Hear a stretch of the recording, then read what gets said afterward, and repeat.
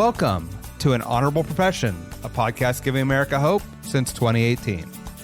I'm Ryan Coonerty. Along with Debbie Cox Bultan of the New Deal, I'm lucky enough to be your co-host.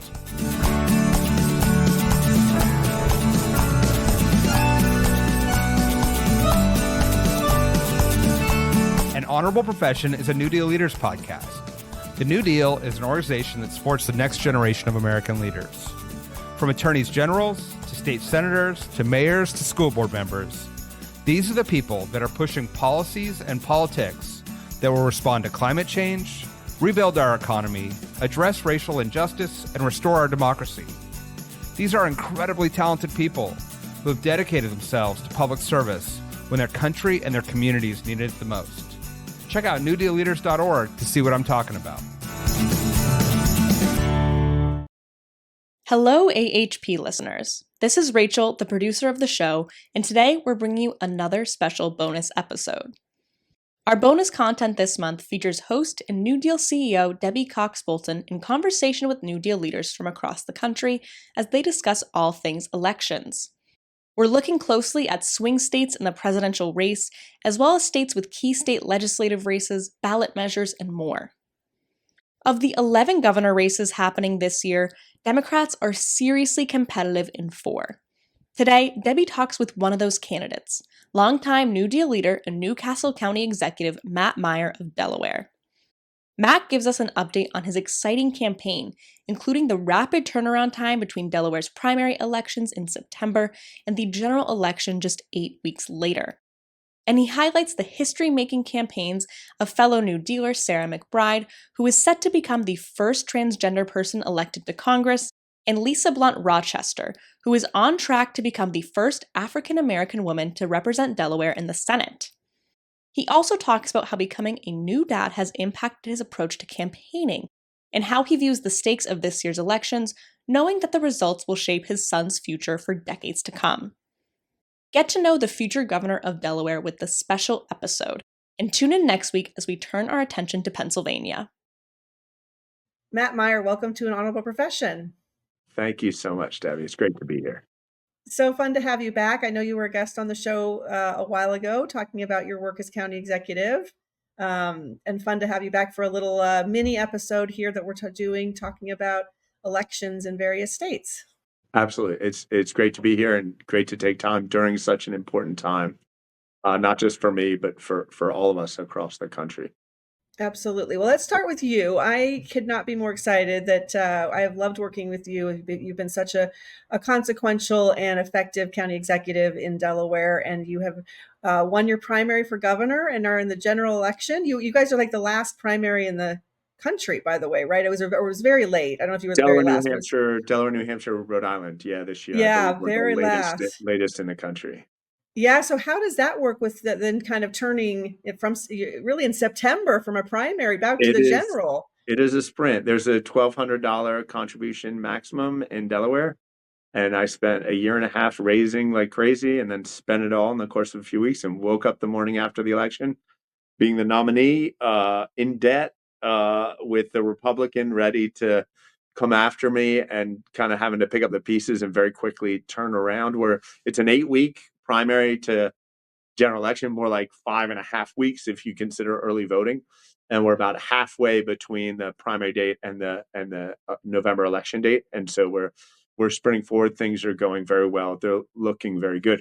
I'm going to be the first public school educator ever elected governor in Delaware. I'm going to be, I believe, I was told recently, the first Teach for America Corps member, first Teach for America teacher elected governor in the country. I love that. So we're really excited that we feel like we bring sort of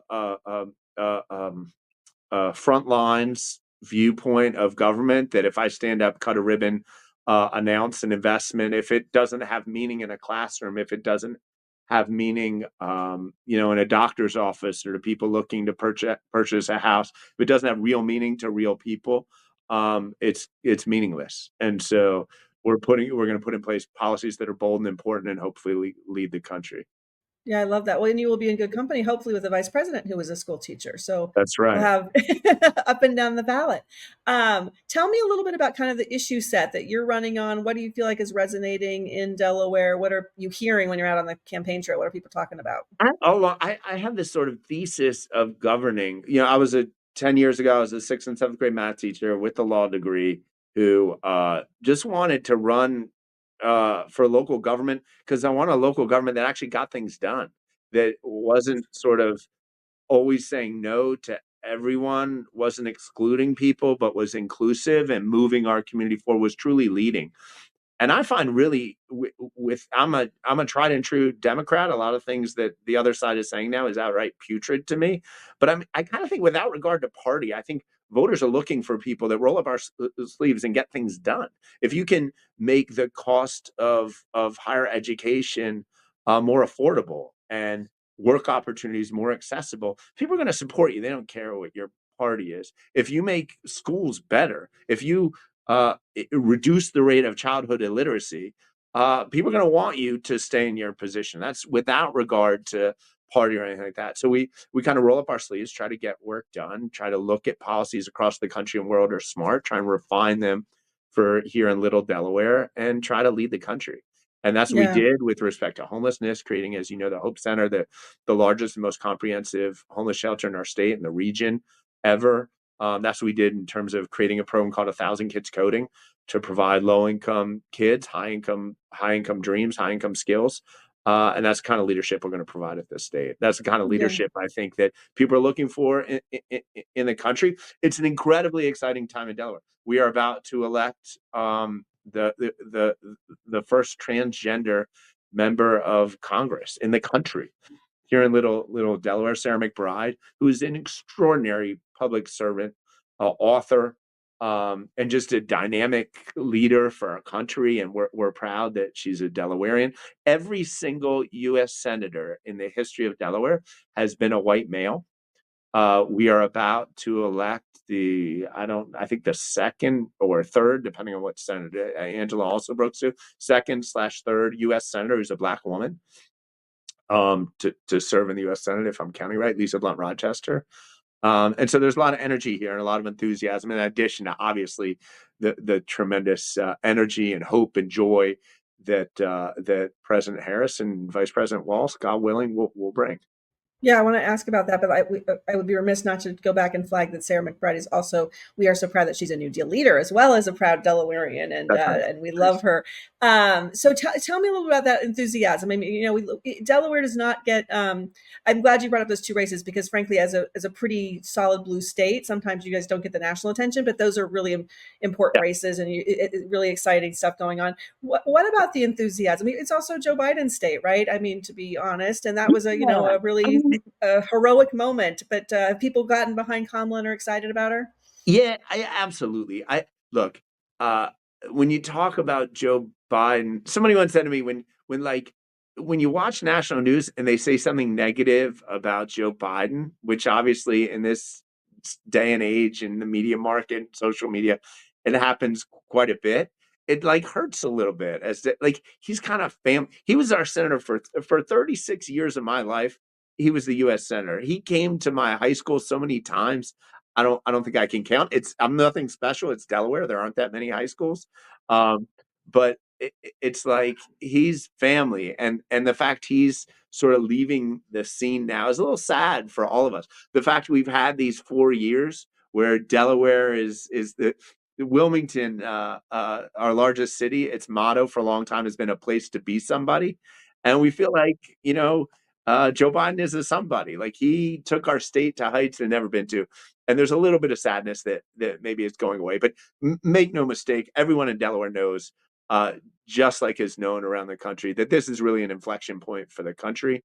That we don't want to turn the pages back to the way things were from 2016 to 2020, where there was just sort of inane leadership or total lack of leadership for a country where the basic rules of a democracy no longer applied, where people are comparing our country to third world states and dictatorships and things like that. We don't want that anymore. We understand what's at stake. Kamala is loved here. She, a day or two after Joe Biden endorsed Kamala, stepped aside and endorsed Kamala. Kamala came to Delaware, and that was looked at, very well. And myself, as a former teacher who has met Governor Walz, I'm a huge fan. I think it's an extraordinary ticket that's going to lead this country forward in a way that's really, really exciting for all of us. Yeah, we were talking a little before we started recording about just kind of the stakes in this election, and you were talking about, what it means for women, what it means for other folks. I mean, tell me a little bit about kind of how you're feeling about this moment in history, and the stakes that are on the ballot. Look, you gotta you gotta hope that fear doesn't guide what our country does.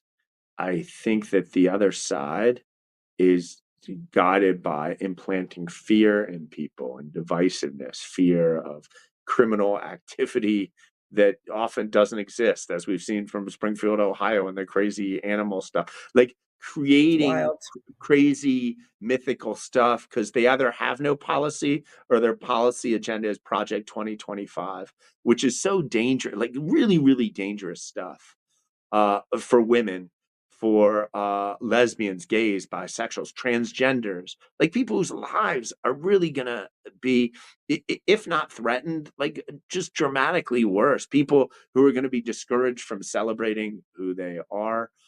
People from certain countries. I was just meeting with a group of Africans who are supporting African immigrants who are supporting Harris Walls and just talking about they don't want their countries referred to the way they're being referred to. They don't want their cousins and uncles and relatives and neighbors be excluded from the American dream because of you can get some headline on Newsmax or Fox News that's going to Twitter that's going to help you, and that's not who we are as Americans. There have been various times through American history where we've had to look ourselves in the mirror and say, who are we? Who do we want to be going forward? This is clearly one of those moments. So that's sort of the fear side.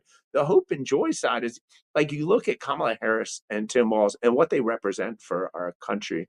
Um, the fact we are this close to electing the first female president in the history of the country. Think about the past century plus of struggle to get to this point, and you add on to that sort of the struggles, the unique struggles of African American women and India, South Asian women in this country, and the fact we can celebrate that by saying this is an extraordinary woman who's led an extraordinary life of leadership and service.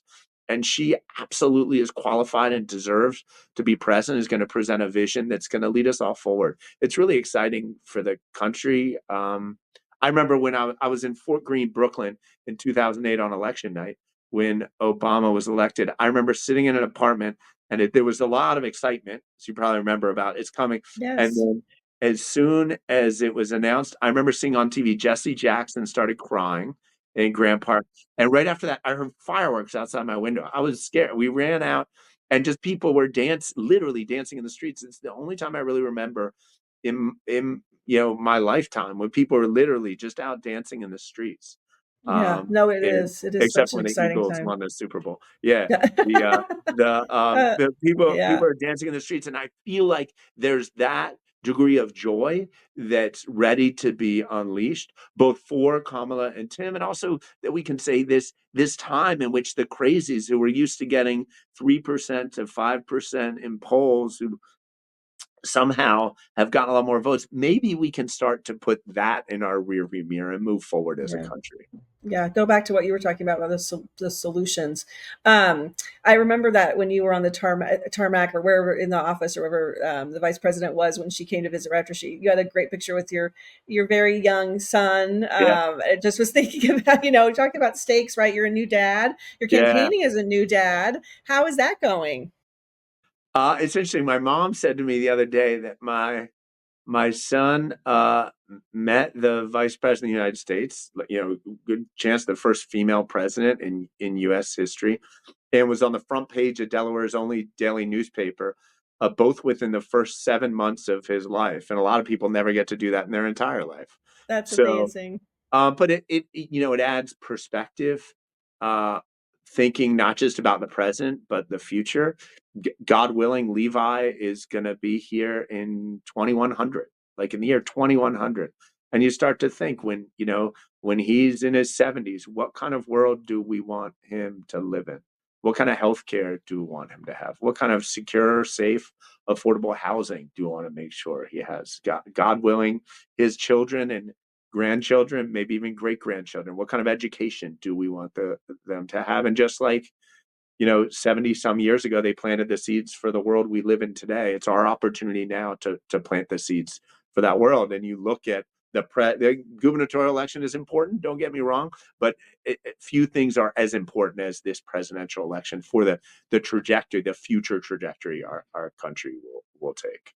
Yeah. So what does it look like for the last, what are we here now, 30-ish days, under 30 days? What does it look like for you? What does the sprint look Yeah, I like? mean, things are good. The polling is good. Delaware is a pretty solidly blue state. We are a campaign of ideas, which is resonating not just among Democrats, but among some Republicans and many independents. We have an incredible track record of success running Delaware's largest local government. But it's our heads down, and we're sprinting to the finish line, talking about the kind of ways we're going to deliver for Delawareans. It's interesting. I won a Democratic primary with the endorsement of no major union. I had one state representative who endorsed me compared to my primary opponent had something like 35 elected official endorsements.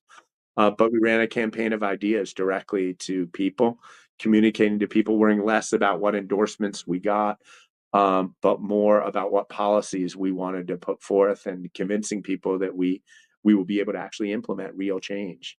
And so we're continuing to do the same in the general election. Yeah, well, I can't wait to see you on the other side of this, and we'll be thinking about you, watching you, and really excited. I mean, again, we've known each other a long time, and I know what an effective leader you've been at the county level. I'm excited to see you implement that statewide. And, Thanks so much. Debbie, I should add that without the New Deal, I certainly I don't think I'd be able to get to this point in my career for two reasons. One is I don't want to be too pessimistic, but it kind of misery loves company. Sometimes when you're in the trenches of policymaking and politics, it's really, really hard. And to have camaraderie among really, forward-thinking, intelligent, hardworking people of values who I've found so much of that camaraderie and other New Deal leaders on one hand, and the other just practical. Having that network really, really helped when I was thinking about going to the next level. Obviously, everything from fundraising to strategy, to just having camaraderie in moving forward and getting help, getting staff and people to help me work. So New Deal is adding a lot of opportunity to people like me who simply are trying to make the country and our community a better place. well, thank you for saying that. I so appreciate it. We will be with you on the other side of this, and excited to celebrate with you, and hopefully looking forward to, as you said, joy and hope and aspiration, opportunity to come after November 6th. So thanks for taking the Fantastic. time out of the. If you're listening to this, just find one person in Pennsylvania, Michigan, Georgia, Arizona, Nevada, call them, text them, write a postcard. If we all can get just one more, we'll get there. That's right. I love it. All right. Well, good luck on All the right. campaign trail. We'll talk soon. Thank you Thanks so so much. An Honorable Profession is a New Deal Leaders podcast. Thanks to the team at New Deal for producing this episode. We encourage you to bring honor to public service, and because we keep things honorable, no tax dollars are used in the making of this podcast.